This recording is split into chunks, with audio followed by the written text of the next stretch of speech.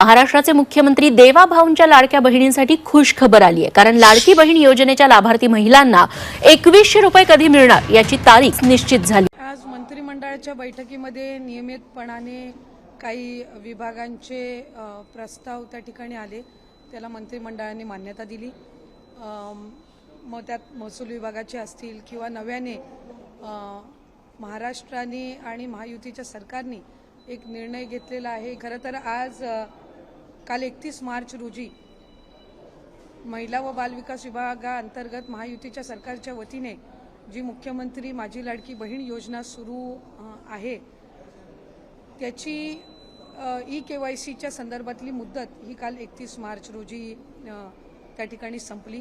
पण काही निवेदनं आमच्याकडे प्राप्त झालेली होती, काही त्या संदर्भातल्या ई-KYCच्या संदर्भातल्या काही तक्रारी म्हणजे आम्हाला आणखीन त्याच्यामध्ये थोडी मुदत मिळावी, काही ठिकाणी काही यामधल्या कालावधीमध्ये गारपीट असेल किंवा त्याच्या आधीच्या कालावधीमध्ये काही ई-KYC करण्याच्या काही जणींच्या राहिलेल्या होत्या। ह्या सगळ्या याच्यामध्ये खरं तर पहिली ई-KYCची प्रक्रिया ही साधारणपणे सप्टेंबर 2025 मध्ये सुरू झाली आणि ती पहिल्यांदा 2 महिन्याच्या कालावधीसाठी सुरू करण्यात आलेली होती आणि 2 महिन्याची मुदत ई-KYC साठी सर्व लाडक्या बहिणींना देण्यात आलेली होती। पण त्यानंतर राज्याचे मुख्यमंत्री देवेंद्र फडणवीस साहेब, उपमुख्यमंत्री शिंदे साहेब आणि तत्कालीन उपमुख्यमंत्री अजितदादांच्या सूचनेनुसार ती मुदत 31 डिसेंबरपर्यंत वाढवण्यात आलेली होती। त्यानंतर सुद्धा काही सूचना आल्या की ई-KYC करत असताना काहींनी चुकीचे ऑप्शन निवडले, काहींनी ई-KYC भरून सुद्धा त्यांना काही तांत्रिक बाबींमुळे त्याच्यामध्ये लाभ हा मिळत नव्हता, त्यात काही चुकीचे ई-KYCच्या फॉर्ममध्ये ऑप्शन त्यांनी निवडले गेल्यामुळे त्यांना पुन्हा एकदा 31 मार्चपर्यंतची मुदत देण्यात आली। ती मुदत ही आता या महिन्याच्या कालावधीपर्यंत आम्ही वाढवत आहोत, म्हणजे 30 एप्रिलपर्यंत ती मुदत ही राज्याचे मुख्यमंत्री देवेंद्र फडणवीस साहेब, उपमुख्यमंत्री शिंदे साहेब आणि उपमुख्यमंत्री सुनेत्रा काकींच्या सूचनेनुसार ती वाढवण्यात येत आहे। त्यामुळे आपल्या माध्यमातून सर्व लाडक्या बहिणींना विनंती राहील की ही जी अंतिम संधी ही आपलं काही ई-KYC करत असताना जी काही चूक झालेली असेल त्या दुरुस्तीसाठी ही देण्यात आलेली आहे आणि 30 एप्रिलपर्यंत ही मुदत ही महायुतीच्या सरकारच्या वतीने आदरणीय मुख्यमंत्री फडणवीस साहेब, शिंदे साहेब आणि सुनेत्रा काकी यांच्या सूचनेनुसार ही आम्ही वाढवत आहोत।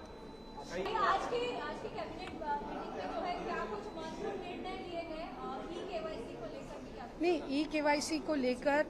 ई-KYC पहले हमने शुरू की सितंबर 2025 में। वो सितंबर 2025 से नवंबर तक 2 महीने के लिए ये पहले उनको पूरा जो 2 महीने का उनको समय दिया गया था। उसके बाद आदरणीय मुख्यमंत्री देवेंद्र फडणवीस सर, उपमुख्यमंत्री एकनाथ जी शिंदे सर और हमारे उपमुख्यमंत्री अजित दादा के मार्गदर्शन में उनके सूचना अनुसार फिर उसको 31 दिसंबर तक हमने एक्सटेंशन दिया। उसके बाद जो भी महिलाएं या लाडली बहनाएं हैं जिन्होंने ई-KYC करते समय कोई गलत ऑप्शन चुना या कोई ऑप्शन चुनने का उनसे रह गया, उनके लिए 31 मार्च तक हमने वो फिर दोबारा वो एक्सटेंशन दी और आज वो एक्सटेंशन जो है वो हम 30 अप्रैल तक आदरणीय मुख्यमंत्री महोदय, दोनों भी हमारे उप मुख्यमंत्री महोदय उनके सूचना में, उनके मार्गदर्शन में दे रहे हैं।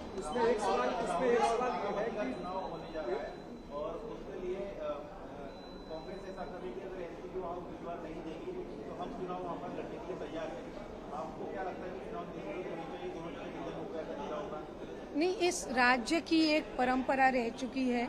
आप अगर देखें तो आदरणीय अजित दादा का जब निधन, दुखद निधन या हादसे में निधन हुआ तो पूरा महाराष्ट्र जो है उसमें दुख का वातावरण था। सारे पक्ष के जो नेताएं हैं उनके साथ पिछले 30-35 सालों से अजित दादा के बहुत अच्छे घनिष्ठ संबंध रह चुके हैं और एक महाराष्ट्र की परंपरा है कि जब भी एक ऐसे दिग्गज नेता का दुखद निधन होता है तो उनके पश्चात जो चुनाव होता है उसमें हम कुछ ना कुछ, मतलब ये सब जो हमारी परंपरा, राजनीतिक परंपरा रह चुकी है, उसमें हम कुछ कंसिडरेशंस करते हैं और उनके जो आदरणीय शरद चंद्र जी पवार साहब के नेतृत्व में भी जो राष्ट्रवादी है, उनके जो नेता हैं आदरणीय जयंत पाटिल साहब हो, सुप्रिया ताई हो या उनके प्रदेश अध्यक्ष शशिकांत जी हो, उन्होंने पहले से ही ये भूमिका रखी है कि हम वहाँ पे उम्मीदवार नहीं देंगे, हम सुनेत्रा काकी के खिलाफ उम्मीदवार नहीं देंगे। और हमारे जो प्रदेश के अध्यक्ष है तटकरे साहब हो, प्रफुल्ल भाई हो, उन्होंने ये भूमिका रखी है कि वो भी स्वयं शिवसेना हो, मतलब उद्धव बाला साहेब ठाकरे गठ की, या कांग्रेस हो, उनके पास वो भी रिक्वेस्ट करेंगे कि ये सुनेत्रा काकी का जो चुनाव है वो बिन विरोध हो, उसमें ज़्यादा कुछ ऑपोजिशन या उनके खिलाफ कोई चुनाव ना लड़े।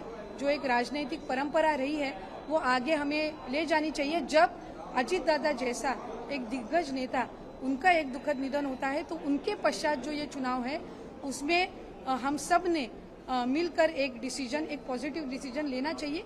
ये हमारी तरफ से एक दरखास्त रहेगी। अदिति, एक सवाल ये है कि आपने जो 30 अप्रैल तक बढ़ाई है, उसमें क्या जिसका गलत केवाईसी के कारण 2-3 महीने से पैसे अटक गए हैं, क्या जी उसको केवाईसी करने के बाद जी बैकलॉग आएगा या फिर जी उनको जिन्होंने केवाईसी करते समय कुछ गलत ऑप्शन चूज किया है, प्रोफेशन में कुछ अलग चूज किया है, या कोई कॉलम उनसे भरने का रह गया हो, उनको हम ये मौका दे रहे हैं। और उनको ये मौका देने के बाद वो जो एडिशन है वो ये 30 अप्रैल तक का जो हमने एक्सटेंशन दिया है, उसके बाद जो भी उसमें एडिशन आएंगे वो कंसिडर किए जाएंगे। एक सवाल और है।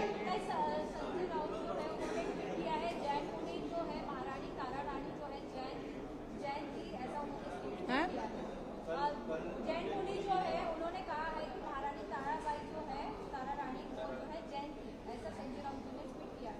मुख्यमंत्री के सामने कहा राजधानी गतिविधी होत असतात। एकीकडे शिवाजी महाराजांसंदर्भात वक्तव्य करताना जैन मुनी यांनी काल वक्तव्य केलेलं आहे की तारा राणी या जैन होत्या, जैन राणी होत्या।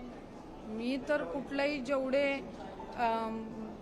म्हणजे महाराजांशी किंवा या साम्राज्य पुढे जे छत्रपती संभाजी महाराज असतील, छत्रपती शिवाजी महाराज असतील, त्यानंतर छत्रपती राजाराम असतील आणि त्याचबरोबर महाराणी ताराराणी असतील, यांच्या किंवा त्याच्यानंतर आलेले छत्रपती शाहू महाराज असतील, म्हणजे छत्रपती संभाजी महाराजांचे सुपुत्र ज्यांनी साताऱ्याच्या गादीवर जे विराजमान झाले आणि कोल्हापूरला महाराणी ताराराणींनी स्थापित केले, त्या सगळ्या ह्याच्यात मी त्या कुठल्या वेगळ्या समाजाच्या होत्या असं माझ्या तरी वाचण्यात आलेलं नाही आहे।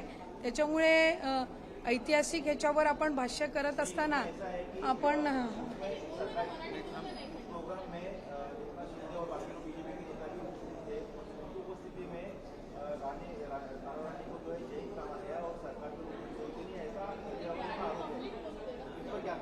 नहीं, मुझे लगता है उस प्रोग्राम में मैं मौजूद नहीं थी, तो जिस प्रोग्राम में मैं मौजूद नहीं थी उसमें एग्जैक्टली क्या स्टेटमेंट आया मुझे पता नहीं, लेकिन जो भी मैंने आपसे अभी सुना, मेरे रीडिंग में कभी आया नहीं है कि वो कोई अलग समाज की थी या कुछ।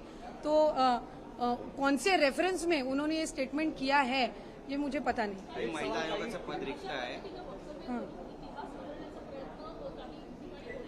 लाडक्या बहिणींसाठी अजून एक नवीन अपडेट आपल्या समोर आलेली आहे। आदित्य तटकरे यांनी व्हिडिओच्या माध्यमातून बरीचशी जी माहिती आहे स्पष्टपणे सांगितली आहे। तुम्हाला ही माहिती नक्कीच समजली असेल। ज्या बहिणींनी अजूनपर्यंत केवायसी केली नव्हती त्यांच्यासाठी आनंदाची बातमी आहे, कारण 30 एप्रिलपर्यंत अजून 1 महिन्याची मुदत वाढवण्यात आलेली आहे, जेणेकरून तुम्ही योजनेचा चांगल्या प्रकारे लाभ घेऊ शकता।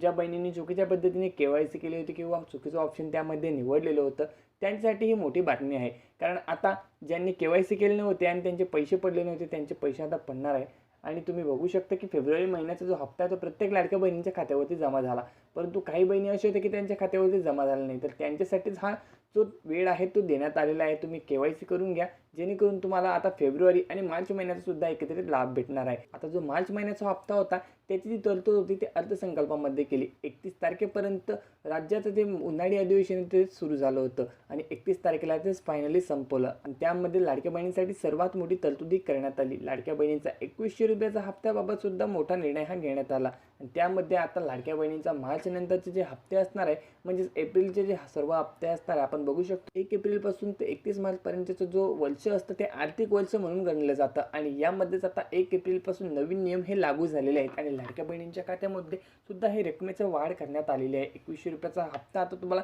या महिन्यापासूनच मिळणार आहे. मार्चचा जो हप्ता राहिलेला आहे तुमचा तो सुद्धा तुम्हाला 2100 रुपये मिळणार आहे. त्याला देखील आता सुरुवात झालेली आहे. लवकरच तुमच्या खात्यावरती रक्कम येणार आहे. तुम्ही जर KYC केली नसेल तर लवकरात लवकर ती करून घ्या.